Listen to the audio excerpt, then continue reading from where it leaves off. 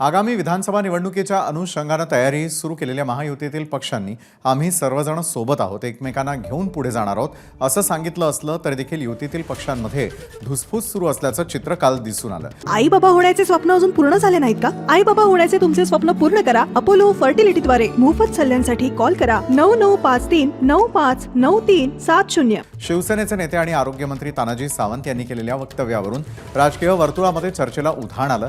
राष्ट्रवादी सोबत आपले कधीच पटलं नाही आणि कॅबिनेटमध्ये मांडीला मांडी लावून बसलो असलो तरी बाहेर आलं की उलट्या होतात असं वक्तव्य तानाजी सावंतांनी केलं. आणि त्यानंतर राष्ट्रवादी काँग्रेस अजित पवार पक्षाच्या नेत्यांनी महायुतीतून बाहेर पडण्याबाबतची वक्तव्य केली. या सर्व घडामोडी घडत असतानाच आता तानाजी सावंत यांना मुख्यमंत्र्यांनी भेटीसाठी बोलावलं असल्याची माहिती समोर आली आहे. राष्ट्रवादी काँग्रेसबाबत केलेल्या वक्तव्यानंतर मुंबईमध्ये बोलावल्याची माहिती समोर आलेली आहे. भेटीसाठी बोलावलेल्या तानाजी सावंतांचे मुख्यमंत्री एकनाथ शिंदे कान टोचणार का अशी चर्चा आत्ताच समोर आलेली आहे. आतापर्यंत तानाजी सावंत यांनी काय काय वादग्रस्त वक्तव्य केलेली आहेत ती पाहूयात. राष्ट्रवादीशी कधी पटलं नाही, मंत्रिमंडळात त्यांच्या शेजारी बसतो पण बाहेर आल्यावर उलटी होते. धाराशिवमध्ये मनाविरुद्ध तिकीट दिलं पण त्यांना मतदान करा म्हणत तुमच्यापर्यंत आलो नाही.